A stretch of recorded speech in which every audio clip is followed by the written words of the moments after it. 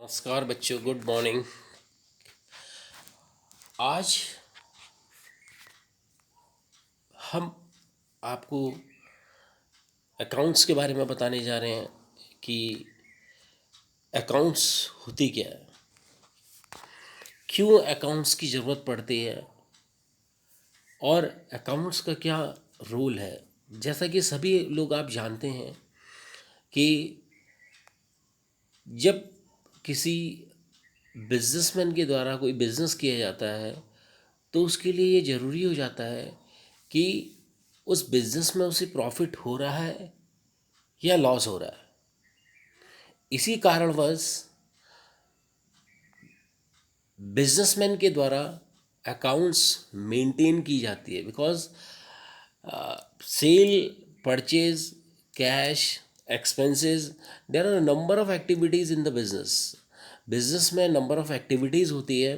तो इसीलिए बिजनेसमैन के द्वारा प्रिपेयर की जाती है अकाउंट्स, ताकि उसे पता लग सके कि डे टू डे क्या ट्रांजेक्शन्स हो रहा है।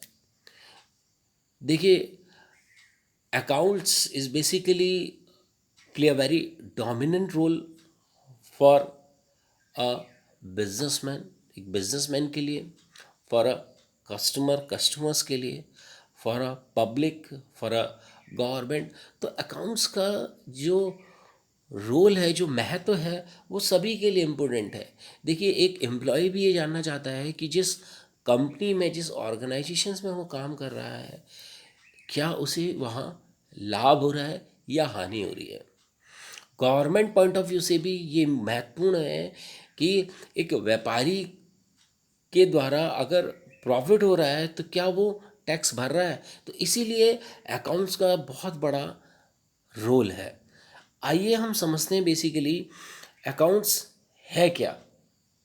देखिए, ये बेसिकली आपके सिलेबस में है, जिसमें पहला है कंसेप्चुअल फ्रेमवर्क, मीनिंग।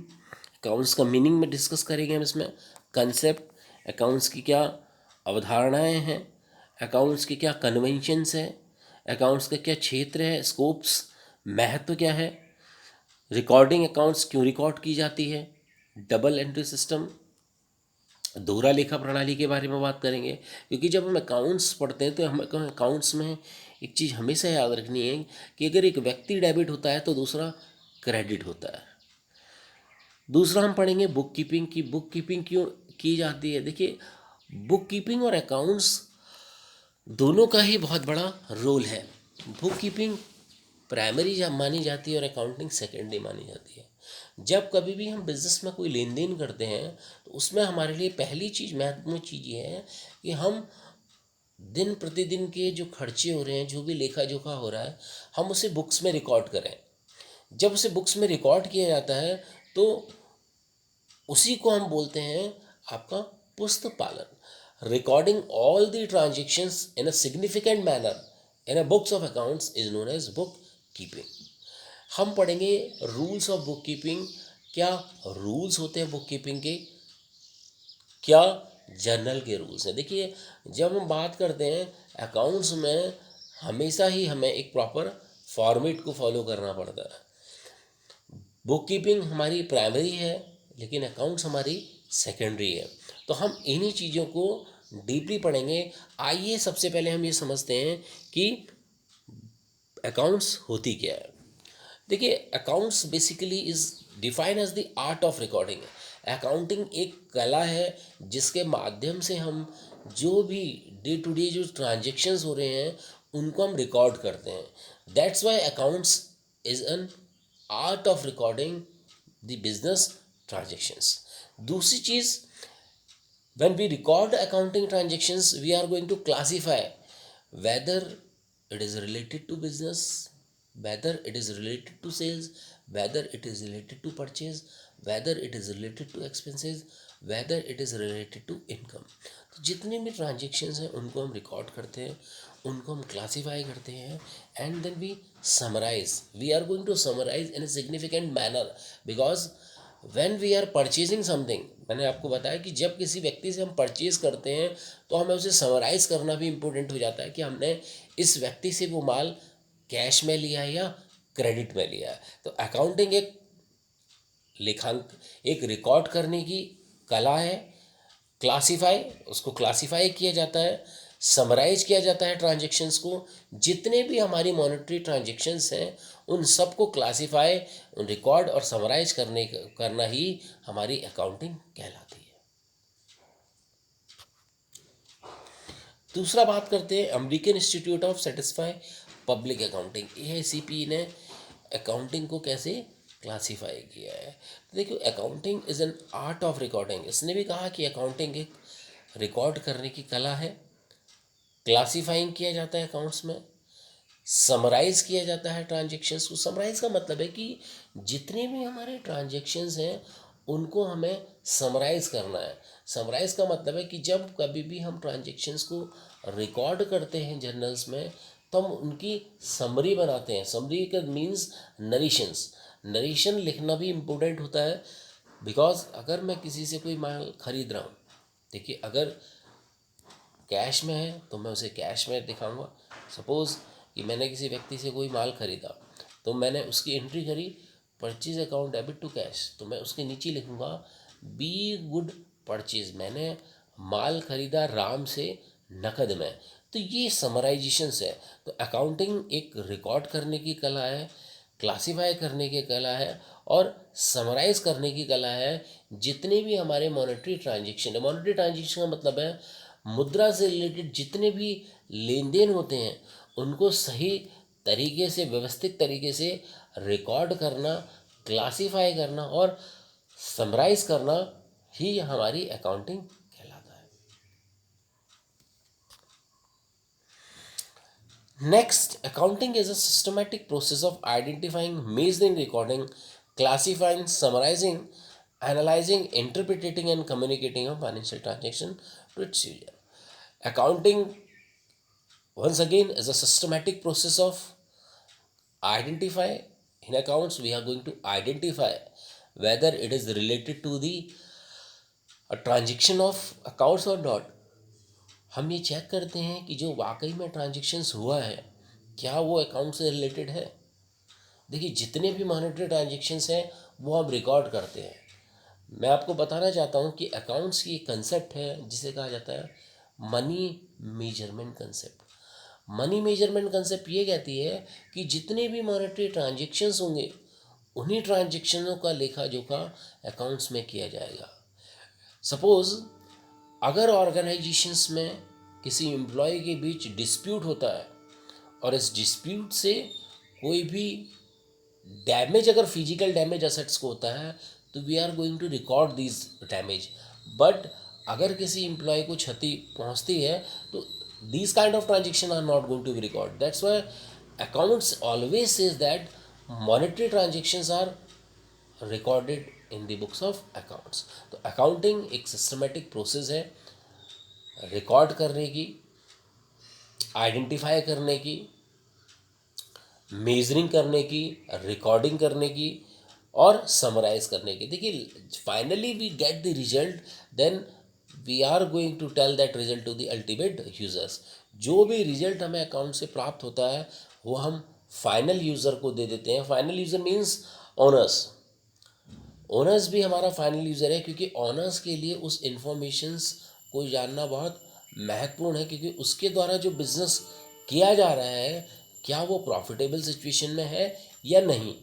बिकॉज अगर वो बिज़नेस प्रॉफिटेबल सिचुएशंस में नहीं है तो ओनर्स के द्वारा करेक्टिव मेजर्स लिए जाते हैं कि मुझे उस बिज़नेस को कैसे प्रॉफिटेबल सिचुएशंस में लाना है। इसीलिए जो भी हम अकाउंट्स में रिकॉर्ड करते हैं उसको हम आइडेंटिफाई करते हैं, उसको हम मेजर्स करते हैं, उसको हम समराइज करते हैं, उसको एनालाइज करते हैं, then we finally communicate that result to top level management. बात करते हैं नीड ऑफ अकाउंट्स। क्यों आवश्यकता है लेखांकन की।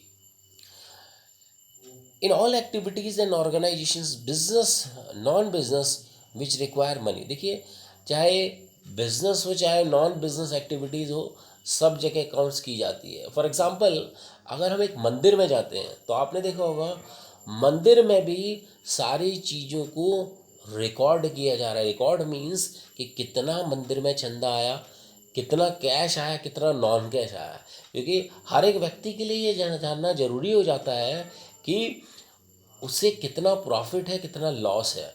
तो इसीलिए हम बात कर रहे हैं, चाहे वो बिजनेस एक्टिविटीज़ हो, चाहे वो नॉन बिजनेस एक्टिविटीज़ हो, उसके लिए जानना जरूरी हो जाता है कि उसने कितनी मनी को अर्न किया, which require money and other economic resources. तो बिजनेस के लिए भी, नॉन बिजनेस के लिए भी मनी की आवश्यकता पड़ती है।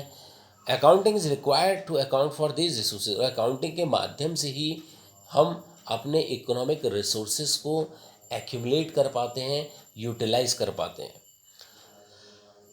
Second point, in another word, whenever wherever money is involve, accounting is required to account for it. देखिए, अन्य शब्दों में हम ये भी कह सकते हैं कि जब कभी भी हमें मनी का इन्वॉल्वमेंट होता है तो अकाउंटिंग जरूरी हो जाती है।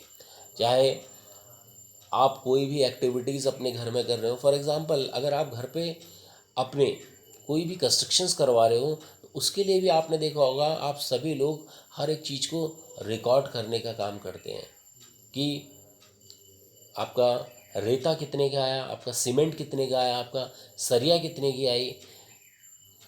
तो कहने का मतलब है कि हर एक चीज़ में अकाउंट्स बहुत बड़ी भूमिका निभाती है, ताकि हमें ये पता लग सके कि हमारा कितना खर्चा हुआ है।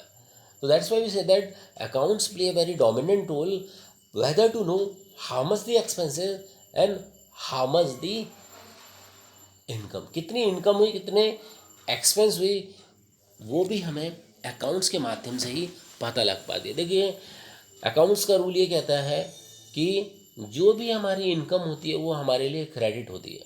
फॉर एग्जांपल आपने देखा होगा, सपोज अगर आपका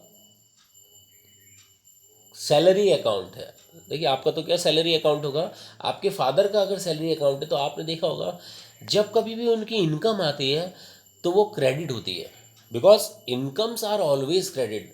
रूल है, जो भी आय होती है वो हमेशा हमारी क्या होती है, क्रेडिट होती है। लेकिन जितने भी एक्सपेंसेस होते हैं वो सारे डेबिट होते हैं। तो इसी पर्पस के लिए, इसी मेन मोटिव्स के लिए अकाउंट्स प्रिपेयर की जाती है। Third point, accounting is often called the language of business. Accounts को बिजनेस की लैंग्वेज कहा जाता है।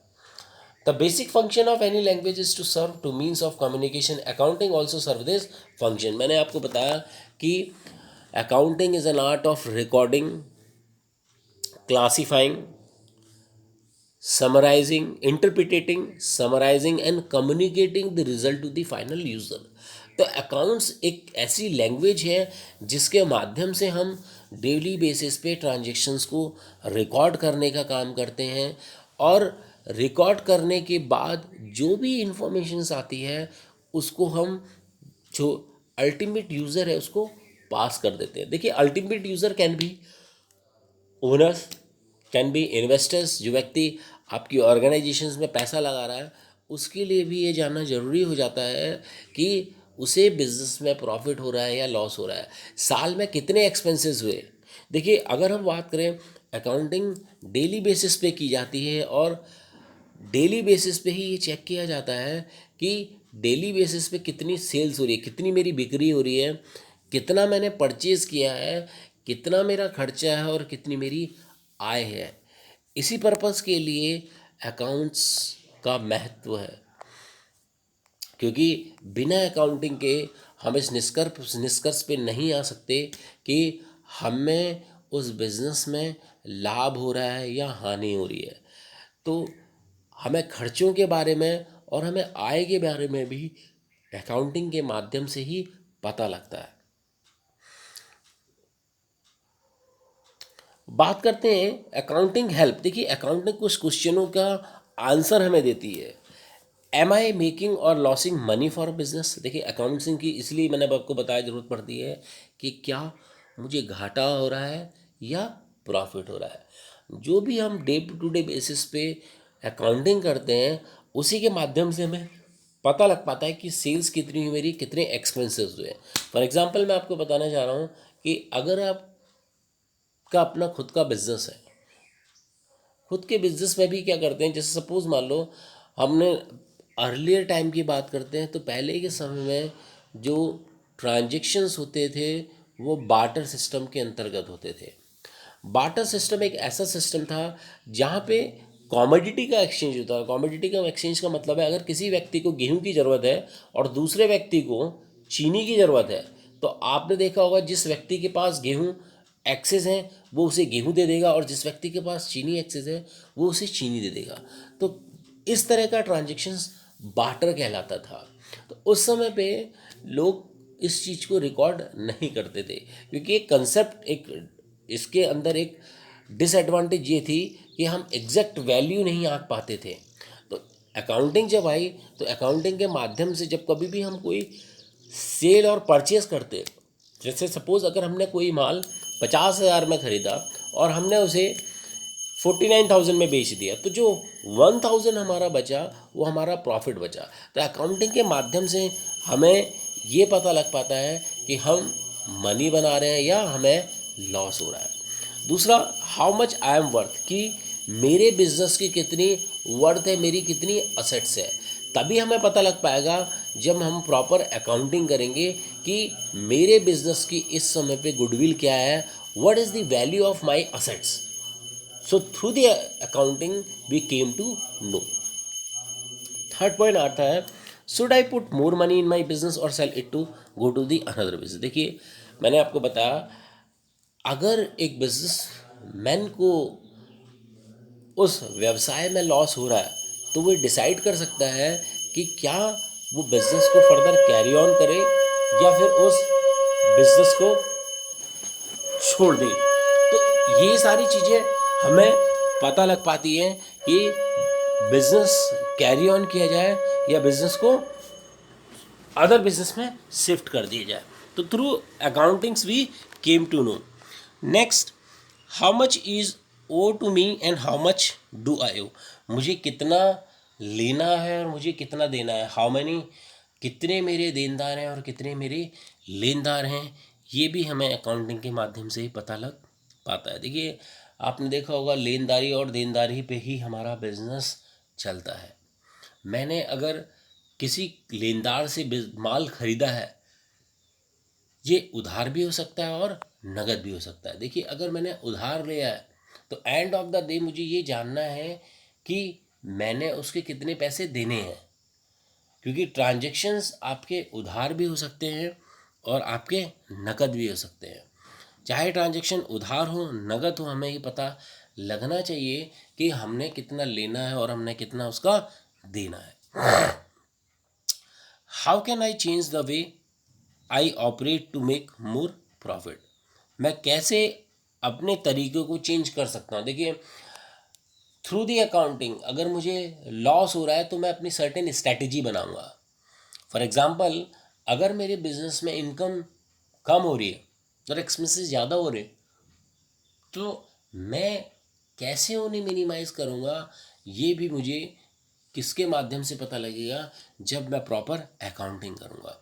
तो अकाउंटिंग के माध्यम से ही हमें पता लग पाता है कि मैं अपने एक्सपेंसेस को कैसे मिनिमाइज कर सकता हूँ, कैसे अपनी इनकम को बढ़ा सकता हूँ। Because income is directly related to profit. बात करते हैं कैरेक्टरिस्टिक्स ऑफ अकाउंट्स। अकाउंट्स की क्या क्या गुण हैं, क्या क्या इसकी एडवांटेज है। तो पहली चीज़ बात करते हैं कैरेक्टरिस्टिक्स, क्या गुण है इसकी, features. Accounting is an art as well as science. देखिए, अकाउंटिंग एक कला भी है और अकाउंटिंग एक साइंस भी है। जब हम बात करते हैं art, when we are recording a transaction in a significant manner, is basically a art. जब हम वित्तीय लेन देनों को रिकॉर्ड कर रहे हैं एक सिग्निफिकेंट मैनर में, एक प्रॉपर फॉर्मेट्स में, तो वो मेरी आर्ट कहलाती है।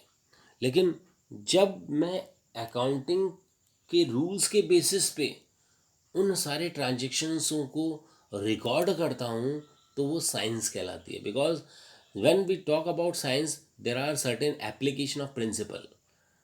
कुछ प्रिंसिपल्स होते हैं, कुछ रूल्स होते हैं उसी के बेसिस पे ही अकाउंट्स में ट्रांजेक्शनों को रिकॉर्ड किया जाता है। Recording of financial transactions only, देखिए जब कभी भी हम अकाउंट्स कर रिकॉर्ड करते हैं तो केवल हम फाइनेंशियल ट्रांजेक्शनों को ही रिकॉर्ड करते हैं। फाइनेंशियल ट्रांजेक्शन मीन्स वित्तीय transactions, the transaction in terms of money, जो भी ट्रांजेक्शन्स मनी के टर्म्स में होते हैं उन्हीं ट्रांजेक्शनों को अकाउंट्स में रिकॉर्ड किया जाता है।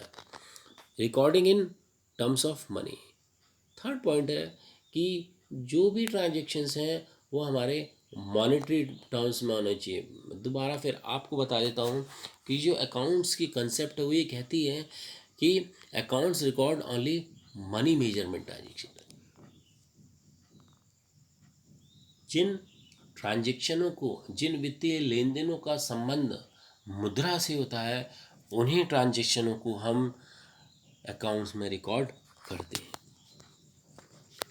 To keep systematic record of business transactions, the role, the importance, the features of accounting is to maintain the transaction on a systematic basis। जो भी ट्रांजेक्शन्स रिकॉर्ड होते हैं अकाउंट्स में वो सिस्टमेटिक बेसिस पे होने चाहिए। Systematic means a proper orders.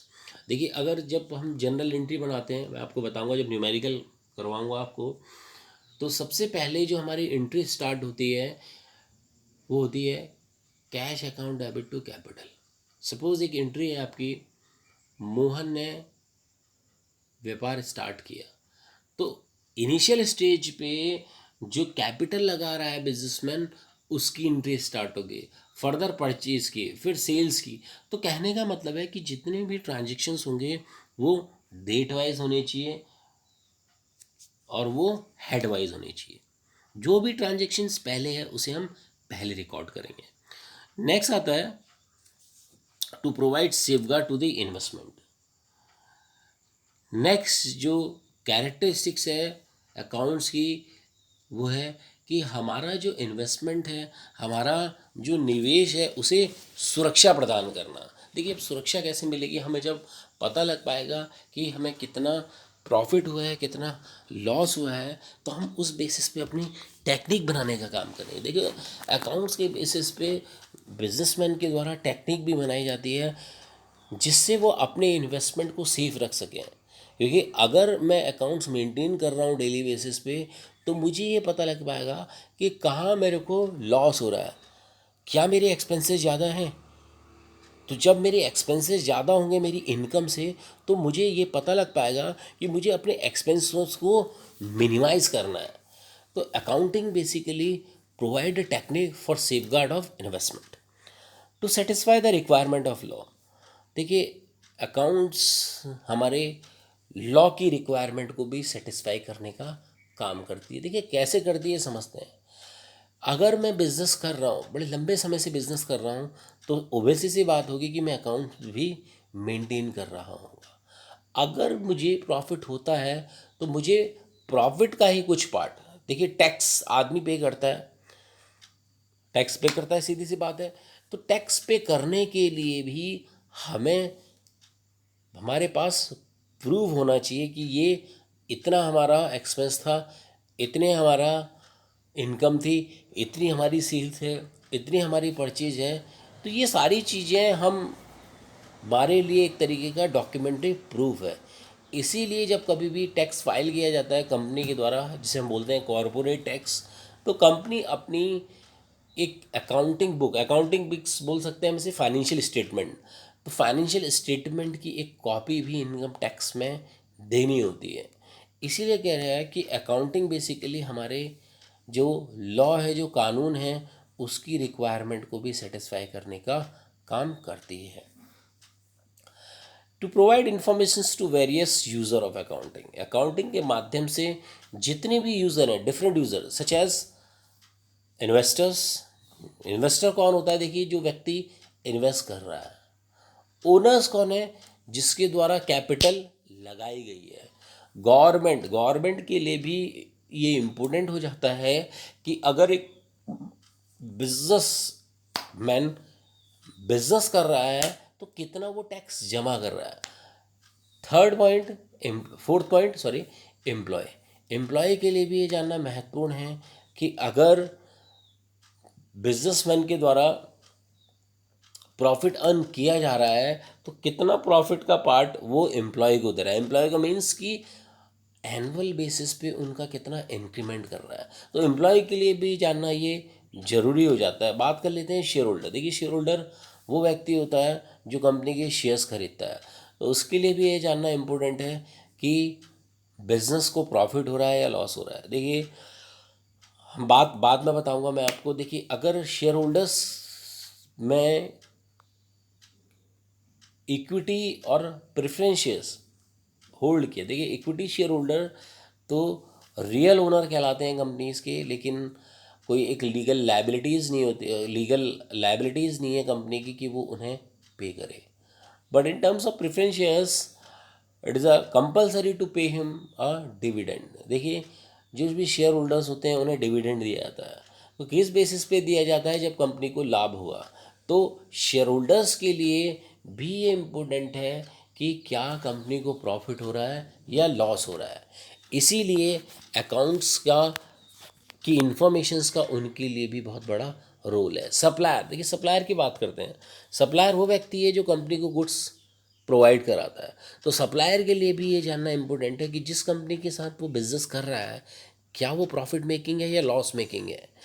देखिए अगर प्रॉफिट मेकिंग है तो सप्लायर के लिए लंबे समय तक जुड़ना प्रॉफिटेबल सिचुएशंस होगा, लेकिन अगर लॉस मेकिंग कंपनी है तो मे बी हो सकता है कि वो जितना भी ट्रांजेक्शन्स करे वो क्रेडिट बेसिस पे करे। तो इसीलिए सप्लायर के लिए भी वो बहुत बड़ी इंपॉर्टेंट चीज़ मानी जाती है। देखिए कस्टमर्स, कस्टमर्स के लिए भी अकाउंटिंग इन्फॉर्मेशंस का बहुत बड़ा रोल है। जिस कंपनी का वो प्रोडक्ट ले रहा है क्या वो एक नामी गिरानी कंपनी है, क्या वो एक प्रॉफिट मेकिंग कंपनी है, क्या वो या फिर वो एक लॉस मेकिंग कंपनी है। तो these all are the users. इन सारे यूजर्स के लिए अकाउंटिंग की इंफॉर्मेशंस का बहुत बड़ा रोल है। लास्ट बात करते हैं to know the financial position of business. Accounting के माध्यम से हम ये ज्ञात कर पाते हैं कि कंपनी की आर्थिक स्थिति क्या है। देखिए अगर हमने अपनी आर्थिक स्थिति पता करनी होगी तो वो हमें तभी पता लगेगी कि क्या हमारे पास मकान है, क्या हमारा जो बिज़नेस चल रहा है क्या वो प्रॉफिटेबल सिचुएशंस में, हमारी कितनी असेट्स हैं, हमारी कितनी लायबिलिटीज़ हैं। तो अकाउंटिंग के माध्यम से ही कंपनी की फाइनेंशियल पोजीशंस का पता लग पाता है। दैट्स वाई कंपनी के माध्यम से जो अकाउंट्स की जाती है वो डेली बेसिस पे की जाती है।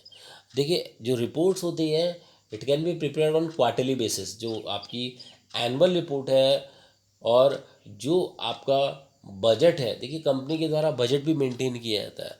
तो कंपनी अकाउंट्स इसीलिए करती है ताकि उसे ये पता लग पाए कि उसकी आर्थिक स्थिति क्या है, कितना कैश का इनफ्लो हो रहा है, कितना आउटफ्लो हो रहा है, कितना व्यय है, कितनी हानि है, कितनी आय है और कितना व्यय है, कितना लाभ है, कितनी हानि है। क्योंकि एक अकाउंट्स मैनेजर्स के द्वारा इन इंफॉर्मेशंस को यूज़ किया जाता है, यूटिलाइज किया जाता है ताकि अपनी फाइनेंशियल पोजीशंस को मेंटेन किया जा सके। नेक्स्ट आता है कॉस्ट कंट्रोल। देखिए कॉस्ट कंट्रोल भी हम अकाउंटिंग के माध्यम से ही करेंगे। अगर एक मैन्युफैक्चरिंग कंपनी है तो मैन्युफैक्चरिंग कंपनी के लिए ये जानना ज़रूरी हो जाता है कि जो वो प्रोडक्शंस कर रहा है, जो वो ये उत्पादन कर रहा है, उसकी लागत क्या आ रही है। तो अगर हम अकाउंट्स मेंटेन करते हैं, देखिए हमारी कॉस्ट होती है fix cost, variable cost, factory overhead. तो ये सारी कॉस्ट का एनालिसिस करने के बाद जो हमारा कॉस्ट मैनेजर्स है वो इस नतीजे पे आता है कि हमारी बनाने की क्या लागत आ रही है। तो अकाउंट्स हमारी कॉस्ट कंट्रोल में भी सहायक होती है। तभी हम अपनी कॉस्ट को मिनिमाइज़ कर पाएंगे जब हम उसकी अकाउंटिंग मेंटेन करेंगे। देखिए कॉस्ट कंट्रोल के लिए आपके सब्जेक्ट्स में नहीं, मैं बता दूं, जब हमारी कॉस्ट अकाउंटिंग बनाई जाती है तो हम उसमें एक कॉस्ट शीट बनाते हैं कि रॉ मटेरियल कितना आया, डायरेक्ट एक्सपेंसेस कितने हुए, फैक्ट्री ओवरहेड कितना हुआ, वेरिएबल कॉस्ट कितनी हुई। तो लास्ट में हमें फाइनली कॉस्ट प्राप्त हो जाती है। तो वो आपके सिलेबस में नहीं है, बस इतना आप समझिए कि अकाउंटिंग के माध्यम से जो आपका कॉस्ट अकाउंटेंट है वो कॉस्ट को कंट्रोल करने का भी काम करता है। Thank you class. मैंने आपको टिल फीचर्स ऑफ अकाउंट्स तक पढ़ा दिया। अगर आपको कोई डाउट हो तो आप पूछ सकते हैं। Thank you class.